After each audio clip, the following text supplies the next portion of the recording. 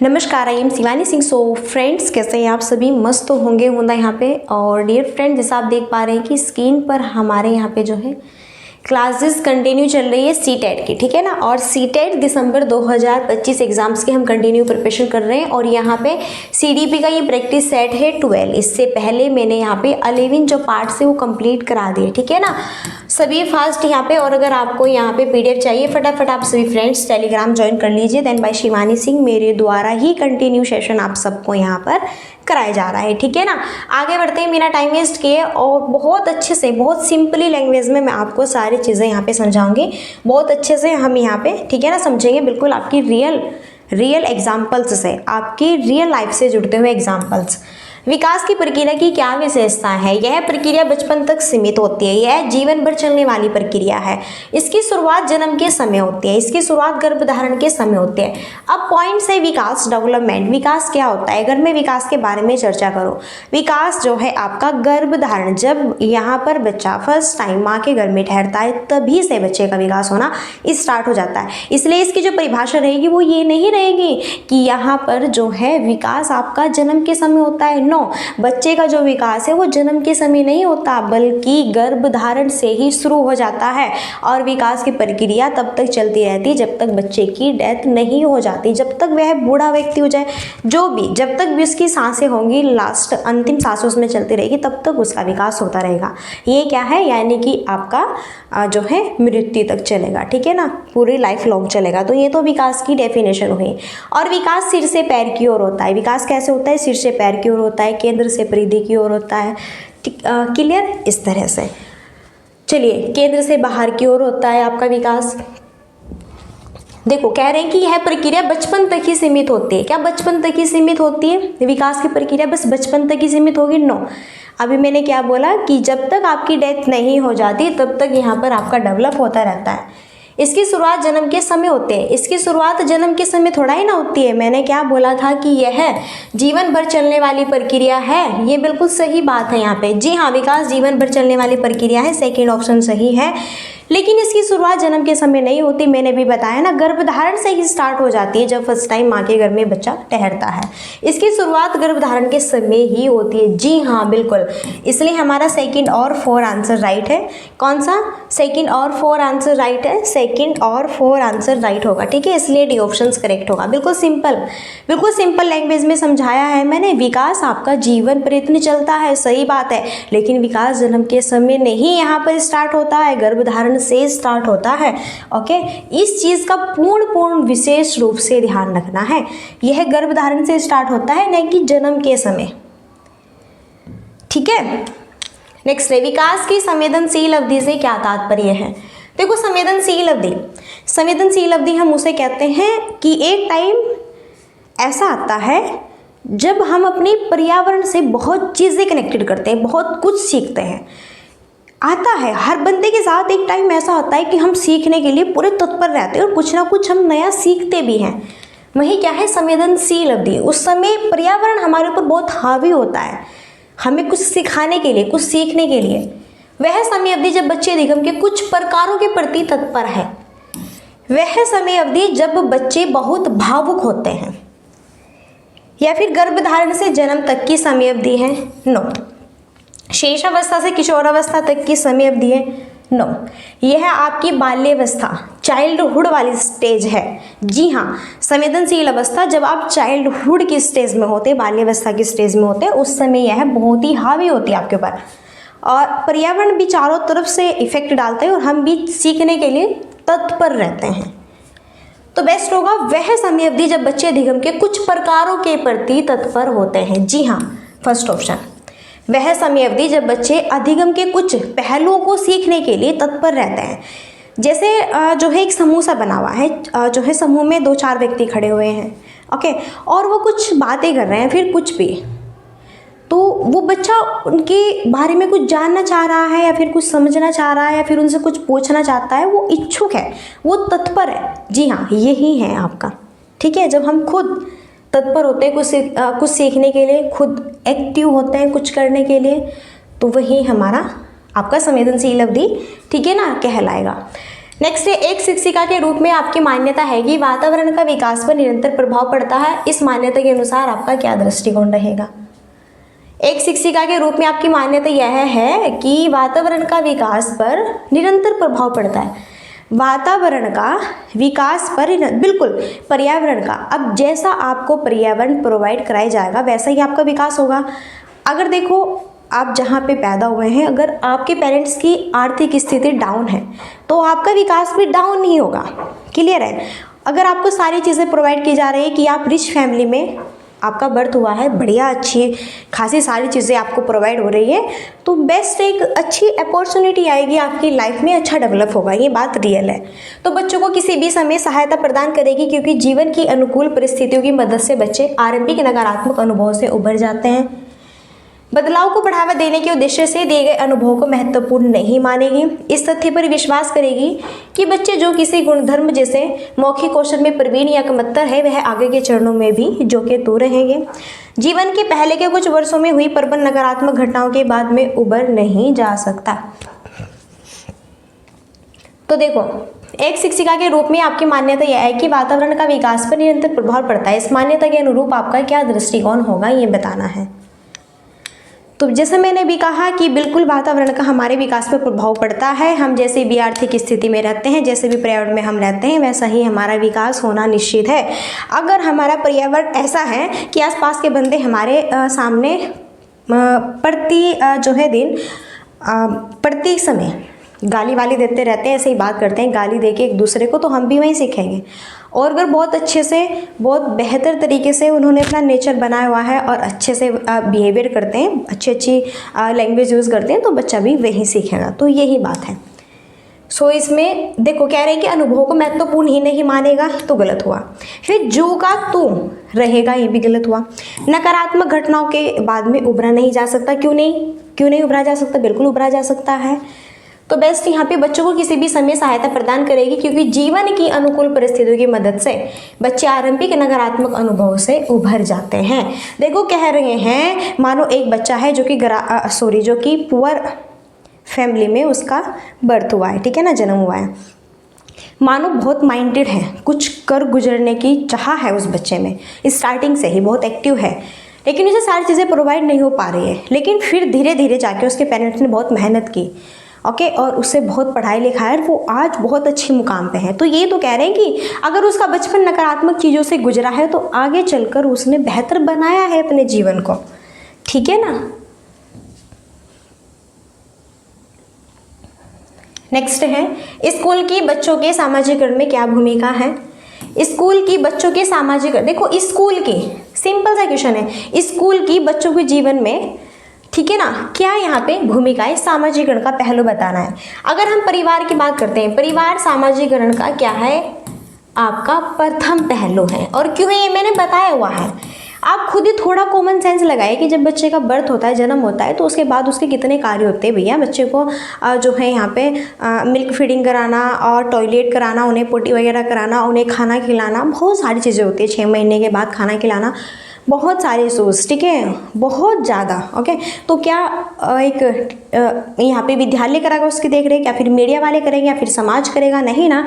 इसलिए प्रथम यहाँ पर जो संस्था होती है सामाजिकरण की, उसका परिवार होता है, स्पेशली उसकी मॉम डैड होते हैं, ठीक है। लेकिन स्कूल की बच्चों की सामाजिकरण में क्या भूमिका है? कि कोई भूमिका नहीं है, ये तो गलत है।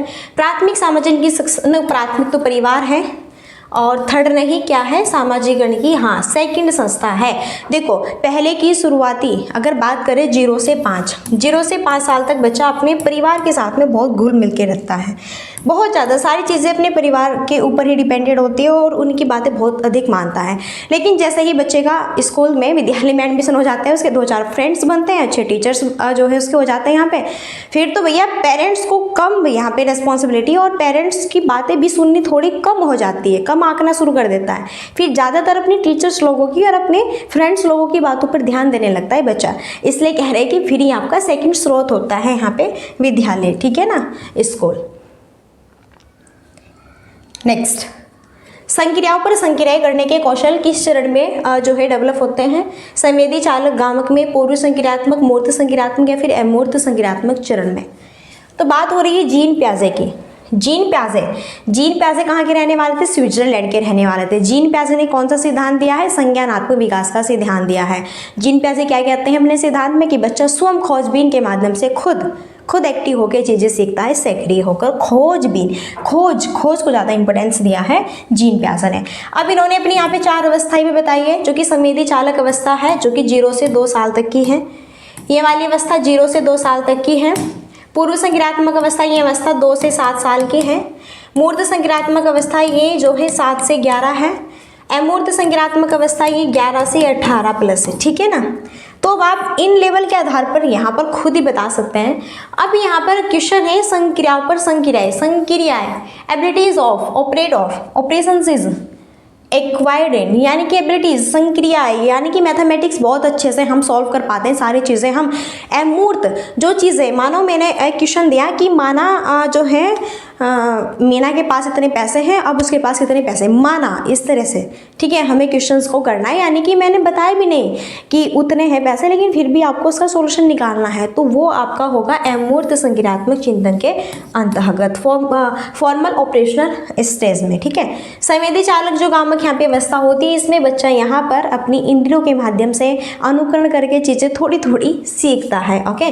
पूर्व संक्रियात्मक अवस्था में बच्चे की सोच जीववादी होती है यहाँ पर, ओके। खिलौनों को भी ये समझता है कि ये भी मेरी की तरह है, यहाँ पे अगर मुझे चोट लगती है तो उसको भी चोट लगेगी अगर इसको नीचे गिराओगे आप खिलौने को। मूर्त संक्रियात्मक अवस्था में बच्चा धीरे धीरे तर्क वितर्क की ओर बढ़ना स्टार्ट कर देता है, थोड़ा थोड़ा, ठीक है ना, जी हाँ। लेकिन अमूर्त संक्रियात्मक अवस्था में आप खुद ही देखो, बच्चा 11 से 18 साल की एज में है, 18 साल की एज में है, तो इस साल की 18 साल का बच्चा पूर्ण रूप से पूरा परिपक्व हो जाता है, सारी चीज़ें जान जाता है यहाँ पे। तो संक्रियाओं पर संक्रियाएं, मैथमेटिक्स पर मैथमेटिक्स, फॉर्मूलाज पर फॉर्मूलाज, अमूर्त चिंतन करना, जो चीज़ें हमारे सामने नहीं है उसे सोच कर उस आधार पर बताना, उसका सॉल्यूशन निकालना, ठीक है। नेक्स्ट, जीन प्याजे के अनुसार बच्चे कैसे सीखते हैं? जीन प्याजे के अनुसार बच्चे कैसे सीखते हैं? निष्क्रिय नकल के माध्यम से, सक्रिय निरीक्षण के थ्रू, अनुकूलन के थ्रू, पुरस्कार और दंड। देखो जो ये पुरस्कार वगैरह है, इनको फोकस करते हैं कौन? स्किनर साहब, पाउलो स्किनर वगैरह। अनुकूलन भी स्किनर जी फॉलो करते हैं। और निष्क्रिय नकल के माध्यम से जीन प्याजे कभी भी नहीं करेंगे। तो क्या भैया? सक्रिय निरीक्षण के थ्रू। तो जीन प्याजे के अनुसार बच्चे कैसे सीखते हैं? बच्चे कैसे सीखते हैं? खुद खोजबीन, खुद स्वयं एक्टिविटीज होकर, स्वयं सक्रिय होंगे, खुद एक्टिव करेंगे, ठीक है, खुद कुछ एक्टिविटीज करेंगे, तब बच्चे स्वयं सीखेंगे। मानो बारिश का पानी है, बारिश बहुत तेज आ रही है, बारिश का पानी है और आपके घर के सामने छोटी छोटी नालियाँ बनी हैं, तो बच्चा क्या करता है? एक छोटी सी कागज़ की नाव बनाता है, नाव को फिर उस पानी में से डालता है, फिर कहता है देखो मेरी नाव जा रही है। तो बच्चा खुद खोजबीन कर रहा है और वो नाव भी उसे पता है कि नाव इस तरह से बनती है, नाव का जो एंगल होता है ऐसा होता है, ठीक है। तो ये यहाँ पर बच्चे छोटी छोटी इस तरह की एक्टिविटीज़ करते हैं कि हम भी जो है कभी कभी ये हो जाते हैं अचंभित कि ये है क्या, ये किस तरह किया है इस बच्चे ने, ठीक है ना। इस तरह के फॉर्मूले सामने आते हैं।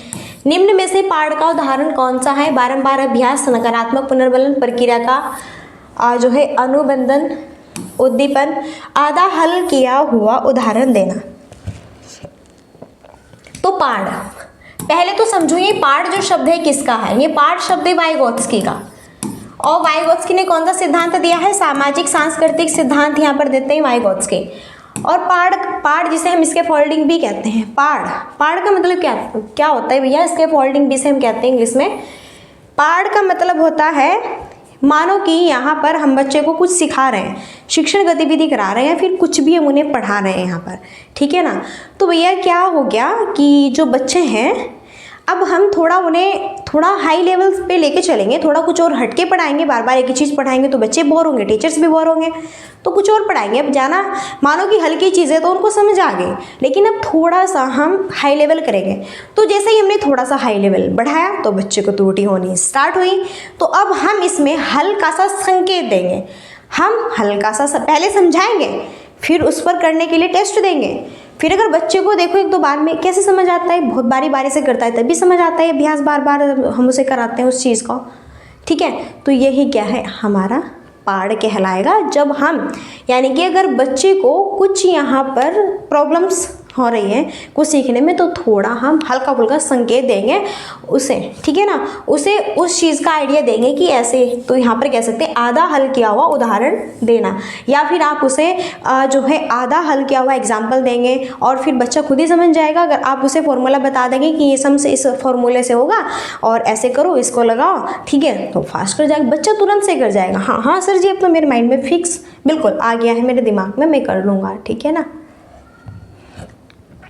लेवी-वाइगोत्स्की ने सिद्धांत में प्रतिपादित किया कि सीखने की प्रक्रिया एक संदर्भ में होती है, मनोगति की व्यवहारवादी सूचना का प्रसंस्करण, या फिर यहाँ पर सोशल कल्चर्स। और भैया क्या बात है, वाइगोत्स्की साहब की बात हुई है, वाइगोत्स्की साहब की बात हुई है यहाँ पर। और ऑप्शन देखो तो क्या बढ़िया ऑप्शन दिए हुए हैं।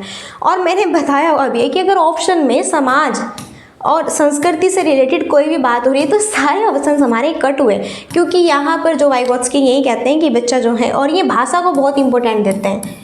जी हाँ, वाइगोत्स्की भाषा को बहुत इंपॉर्टेंट देते हैं। वाइगोत्स्की क्या कहते हैं कि बच्चा यहाँ पर भाषा पहले सीखेगा, बाद में उसके मन में विचार उत्पन्न होंगे। ओके, तो यहाँ पर अगर हम बात करते हैं क्या कहते हैं, समाज और संस्कृति, यानी कि बच्चा समाज में अंतःक्रिया विचार विमर्श करेगा, उनके साथ बातचीत करेगा, अंतःक्रिया के माध्यम से संप्रेषण करेगा, तभी उसे सारी चीज़ें पता चलेगी यहाँ पर, तभी वो सीखेगा। तो ये यहाँ पर कहते हैं वाइगोत्स्की, ठीक है। नेक्स्ट है सुभिक्षा हमेशा अपनी कक्षा में नए अन्वेषण, प्रयोग, खेल और विभिन्न व्यवहारिक गतिविधियों के माध्यम से बच्चों को नया ज्ञान सर्जन करने का अवसर प्रदान करती है। वह किस प्रकार की कक्षा को बढ़ावा देना चाहती है। प्रगतिशील और बाल केंद्रित शिक्षा है, शिक्षक केंद्रित कक्षा है, नियंत्रित और मूल्यांकन है, व्यवहारवादी और इनाम केंद्रित कक्षा है। तो एक टीचर है जिसका नाम है सुभिक्षा। सुभिक्षा हमेशा अपनी कक्षा में क्या करती है, बच्चों को बहुत अहमियत देती है और बेहतर नए नए अन्वेषण, नए नए प्रयोग, नए नए खेल, नए नए विभिन्न। देखो अगर बच्चा जो है किताबी बुक से नहीं सीख रहा है तो फिर वो टीचर सुभिक्षा क्या कराती है, स्टोरी कहानी के माध्यम से उसे सिखाती है, कविताओं के माध्यम से सिखाती है, खेल विधि के माध्यम से सिखाती है। यानी कि उसे सिखाना है, उसने ठान रखा है मुझे अपने बच्चों को सिखाना है, तो किस सिखाना है, मैं उन्हें कैसे भी सिखाऊं। तो यहाँ पर वो कर रही है progressive and child centre classroom, यानी कि यहाँ पर प्रगतिशील और बाल केंद्रित कक्षा को वो यहाँ पर जो है फॉलो कर रही है, जो सुभिक्षा टीचर है। जी हाँ, ओके, क्योंकि भैया नई नई चीज़ों के माध्यम से, स्टोरी, कहानियाँ, इनके माध्यम से जब हम बच्चों को पढ़ाएंगे तो बच्चे काफ़ी इंजॉय लेंगे, रुचि लेंगे और सीखने में भी काफ़ी इंटरेस्ट आएगा और सारी चीज़ें सीखेंगे भी। सो इसका मतलब क्या है कि ये जो सुभिक्षा टीचर है वो अपने बच्चों को सेंटर में रखकर ही चीज़ें यहाँ पर कन्वर्ट करा रही है, ठीक है ना। नेक्स्ट है, और ये लास्ट है हमारा, और 10 क्वेश्चन है। देखो कथन और तर्क वाला क्वेश्चन है। पहले कथन देखते हैं फिर तर्क। शिक्षकों को बच्चों की बुद्धिलब्धि मापने के लिए बुद्धिलब्धि की यहाँ पे जो है मानकीकृत परीक्षाओं का इस्तेमाल करना चाहिए। मानकीकृत शब्द हमारा गलत होता है, निगेटिव है। फिर है बुद्धिलब्धि में प्राप्त अंक शिक्षकों को विद्यार्थियों के अकादमिक प्रदर्शन और भविष्य में सफलता की भविष्यवाणी करने में मदद कर सकते हैं। तो दोनों ही ऑप्शन हमारे क्या है, होंगे।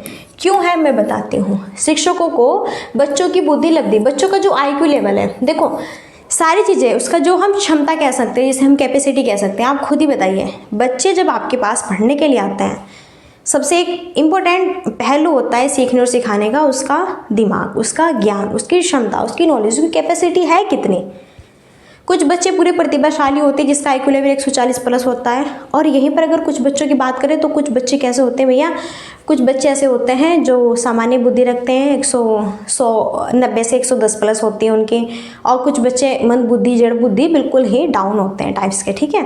तो सभी की क्षमताओं को देखते हुए चीज़ें हमें प्रोवाइड करानी होती है। लेकिन यहाँ पे बुद्धिलब्धि की मानकीकृत परीक्षाओं का इस्तेमाल किया जाता है कि अगर देखो कोई बच्चा एडमिशन लेने के लिए आया है तो यहाँ पर पहले उसे परीक्षा देनी होगी तभी एडमिशन होगा। ये चीज़ें गलत है, ठीक है भैया। आप बताओ, क्या बच्चा पेट में ही पहले से ही अपनी माँ के घर में ही सीख के आया है बताओ। क्या A for Apple, B for ball, ABCD पूरा चार्ट से जो है ABCD का पूरा चार्ट से यहाँ पे सारी चीज़ सीख क्या है, नहीं ना।